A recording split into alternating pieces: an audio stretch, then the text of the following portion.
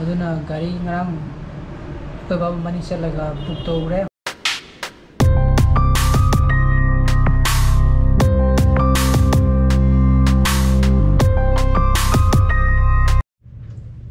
Baby, lao. Good morning guys, welcome back to my channel. Mem ngai bina khali. Ayuki satwe. Tu ngarang di yam theng na loi bani na ko. Suwai masi ngatan hawalaga school chalu bor bo ko. Koi the police, koi thubi police khale ji. Wow! Posta ding koi thubi jing. Thubi ling ji kari police no. DSP ro kai na ke bo. Ha. Daru stipuri ne. Okay, daru chadre ba sim de payo ne, sim de payo enge. Phasabenge. Sana hairo enge, hairo. Hana adan lera. Post adra ko tv jingo. Abunga. TV police wala mi ko. Adana TV tamul lam hemda phaga da mi ko mujhe teso selaga. Nahi no mujhe kada. Namai. Khob jila wo. Pasam de yeng jigila wo. Posam time. Sida minga thada je ba sida minga. Ha. Nang ya anu jo upo ka chakro lawo. Mama. Nomai. Lao sa nang ya anu jo upo lawo. Ako nomai por ki ke hai ne ma hai. Kan ne. Padai na. Adu le yin. Adu ngarang di yam thengena. Tumbagi theng bu juna tabako.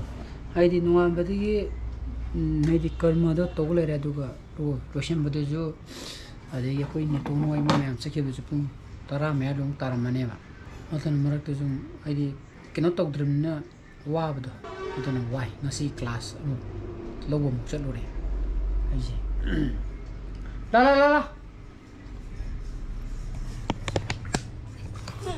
wow nai nong mai di kapo inge was maru pai thori ye ji dia anu sim tu upsulo ba se anu sim tu upsulo posta bringe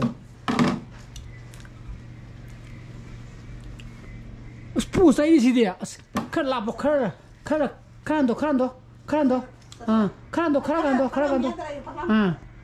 dang toro us model kap kadra kamane kap tu no ba Chide. Chide kami dena dong. hai pai Ta pos ka taw haro na. nang pizza hack ra ba Pos ka taw haro ba. lai kang ba je ba horen nungdang pa badi aro yen nang ye chapter hum wali ye horen ngale para je tabra yaro ye pungani tat ye yaro sana pa ye hayeng khatangai re exam je ngarang nungdang di mu charang to buda lai pa udre na hajik ayuk mama ka khara aminara mema officer chati kanda chapter hum gum wali adu mu revision to bani khang de phan bani khang de to ko da badu ki aine jibani ji pung hum makai ta sangra sana pa jo lari khara pa ba lore ko chapter mu gum wali horin dung dang de na pa ra gi ma yadre ma kha pa je ha yadre rangi block tu so idi to bulore render tawri adana siek lo baga hojik dum upload thata rane ba ai international source la madi mo frame puni pan na moi tuna ko kore gari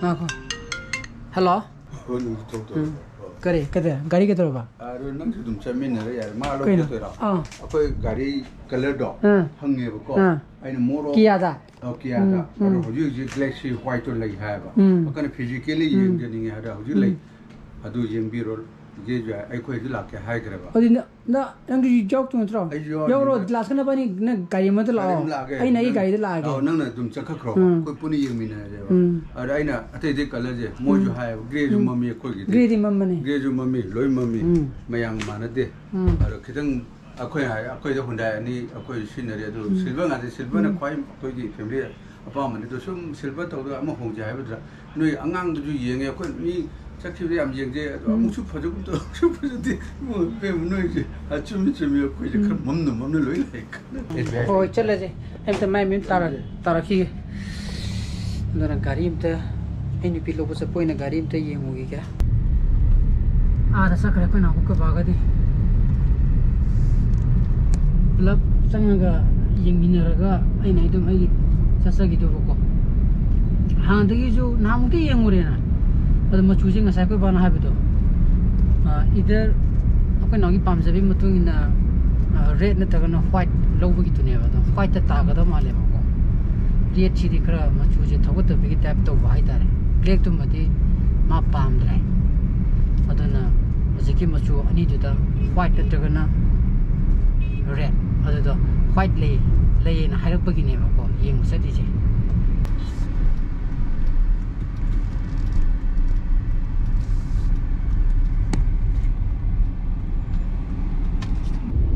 yengura ko ba ko na gadi yenguri ba aduna dum white dum tagada male machuse aduga lawbuju mu EMI gi chude lawgadamne ko ko na mai to of tigi aduna karam kanda to ko bodo mo tangara mu de male ko kyam kui ba ko ba adui makata bi wari sanani na tawrabne ai di som da la ai di yengol lore ba ko ko sam ko to as yum da yore ai di ngasi jam tina wa bai ta raksang je aduna mu fever mu la kadra na ai jam ka ba chingna ba yang wa mal di thain di ko ne yang wa mal di ko fever ta la ba na aduna gul kon di semon gul kon di seme cha nom tu thake energy la ko ya bring ngam bring ge aduna na handa faraga hawala ga ngarang mu whole day makai tara budum sura ke tawle dana modu jam ai hakchang je fully recover energy wise oina ko fully recover to di kan ngarang dum to bune ju oi kane ne khalle ba don ma sai je hogla pa kan am wai ba ko adoga I dum ai school chakada ba chalu re na class mu ta ore ngangura doga I je hala kan da chak cha ba je wa bai da ring sai chak pe na bo kholi dana ko himning ba pok puto ko chak to ko tumba kan ju am wa bai da na sikka thak chali jina ka energy boost ro di am fun maya good morning ko aine mu good morning hai jing si tarik kyan si tarik tara ko humdoi ko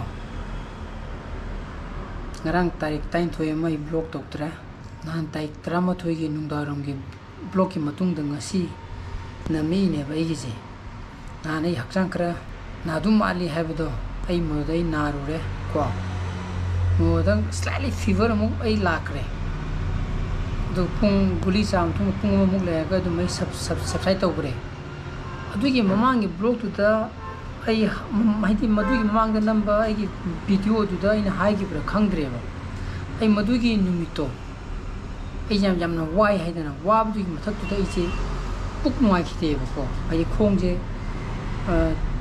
chabi koi gi ham hai ta re diarrhea mok chu ta ba do gi ta shintri gi tap to ju khara ham hai ta re ko khong je madu na maram oi ra ga ju oi ra ga hajiksu masi khara phare masi khara nungai re ko ngarang bu tai dum khara dum ham me ba aduna maram oi ra ga ngarang ju block namdre aduna nahangi block tu ga masi gi block chi ga ai combine to ra ga update to ke thakar ke nai nami ne ba ko aduga nahan gari yengui dana white machu tar ba yai haidana adu ngarang ai budi yaudre ai budi ai si ka je da I di dum lei re ngarang ko ba ko naw mapani chalaga gari book to re machu ju white ta dum book to re ko soneta magi variant na tech line dani aduga ani suba variant ni top to na te ba ko ani suba variant hairje loinomo sunroof yaure adagi sunroof yaure maningi camera yaure adagi alloy wheel oire adagi maningi window koi sunset curtain yaure yaudabamta leitre ko aduna gari ngram ko ba mani chalaga book to re white ta DCT da haibidi automatic transmission da aduna tha ma tra tha tani hum da na sang da khang de ko aduna modula kan da me amu yengmina baduni aduni ai ngasi gi aduni ai sigi blog do hoji pung 38 ta ga tare mi 35 pali aduni cha ante cha ge